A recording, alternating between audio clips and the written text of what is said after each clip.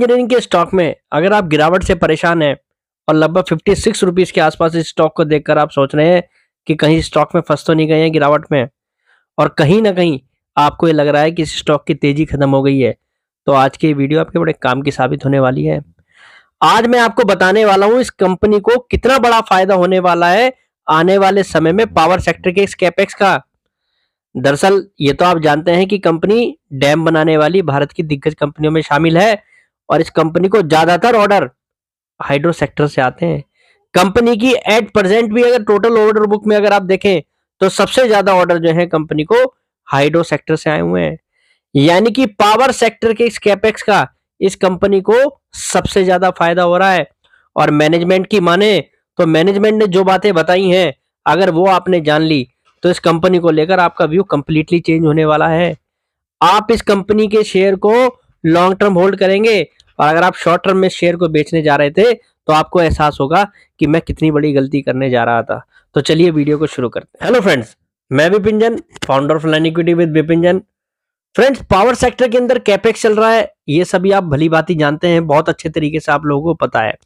और renewable energy sector पर विशेष रूप से फोकस है, उसमें चाहे सोलर से बिजली बनानी हो या हाइड्रो से बनानी हो या विंड से बनानी हो। और देखा जाए सभी सरकारी कंपनियां, सभी प्राइवेट कंपनियां इस समय जो है पावर सेक्टर के अंदर कैपेक्स कर रही हैं, नए नए प्लांट लगा रही हैं, जिसके तहत हाइड्रो सेक्टर के अंदर भी काफी कंपनियां कैपेक्स कर रही हैं, चाहे उसमें एनएचपीसी जैसी कंपनी हो या एसजेवीएन जैसी कंपनी हो। अब बात यहाँ पर हम कर रहे थे पटेल इंजीनियरिंग की। पटेल इंजीनियरिंग को देखा जाए अगर इसकी क्लाइंट लिस्ट में देखें तो एसजेवीएन और एनएचपीसी जैसी कंपनियां शामिल हैं, यानी कि इस कंपनी को जो ऑर्डर मिल रहे हैं, ये ऑर्डर मिले हैं वो ज्यादातर जो है गवर्नमेंट और स्टेट गवर्नमेंट एजेंसियों से मिले हैं। तो कहीं ना कहीं इस कंपनी को सबसे बड़ा जो फायदा हो रहा है वो पावर सेक्टर के कैपेक्स का हो रहा है, क्योंकि मैनेजमेंट की माने तो लगभग 19,000 करोड़ की ऑर्डर बुक वाली ये कंपनी लगभग 70% जो ऑर्डर है वो जो है हाइड्रो सेक्टर से लेकर आए हुए हैं, यानी कि हाइड्रो सेक्टर के अंदर ये कंपनी जो है लगातार ऑर्डर जीत रही है। और मैनेजमेंट का तो कहना यहां तक है कि जो 19,000 मेगावाट के जो नए प्रोजेक्ट हैं जिसके लिए कंपनी टेंडर कर रही है, जिसके लिए कंपनी ने बिड डाली है, वो आने वाले समय में इस कंपनी को मेजर चंक वहां से आने वाला है, यानी कि इस कंपनी को अगले एक साल के अंदर लगभग 10,000 करोड़ के और ऑर्डर मिलते हुए दिखाई दे रहे हैं, जो इसकी ऑर्डर बुक को लगभग 29,000 से 30,000 करोड़ रुपए के आसपास पहुंचा सकती है। क्योंकि पावर सेक्टर के अंदर ही देखा जाए ये कंपनी एट प्रेजेंट भी लगभग 25% का शेयर कमांड रखती है। जो टोटल हाइड्रो पावर कैपेसिटी है उसमें 25% का शेयर इस कंपनी के पास है। प्रोजेक्ट इस कंपनी ने बनाए हैं जिसमें लगभग 25% शेयर अकेले ही इस कंपनी के पास है।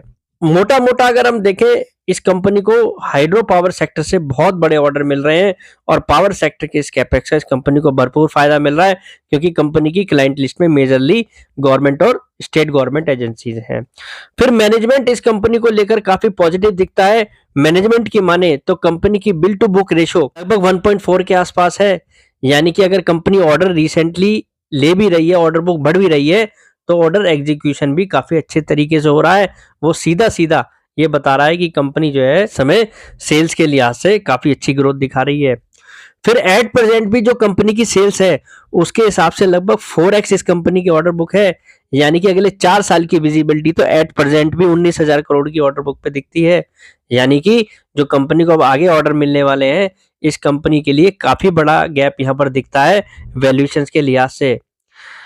56 रुपए के भाव पे लगभग 43 से 4400 करोड़ की मार्केट कैप वाली कंपनी, 19,000 करोड़ की ऑर्डर बुक वाली कंपनी, और जिसको अगले एक साल के अंदर 10,000 करोड़ के ऑर्डर मिलने की उम्मीद हो, आप सोचिए वो कंपनी मात्र 4300 करोड़ की मार्केट कैप पर इस समय अवेलेबल है। पावर सेक्टर के अंदर पॉजिटिव है, एनएचपीसी जैसे स्टॉक, एसजेवीएन जैसे स्टॉक आपके पोर्टफोलियो में है और आप मानते हैं कि हमारी पावर कैपेसिटी आने वाले 5 सालों में दोगुना होने वाली है, तो अगर आप कहीं भी एक ऐसा स्टॉक ढूंढ रहे हैं जिसका पावर सेक्टर के कैपेक्स से फायदा होने वाला है, तो मुझे लगता है पटेल इंजीनियरिंग उसके अंदर एक मेजर प्लेयर है।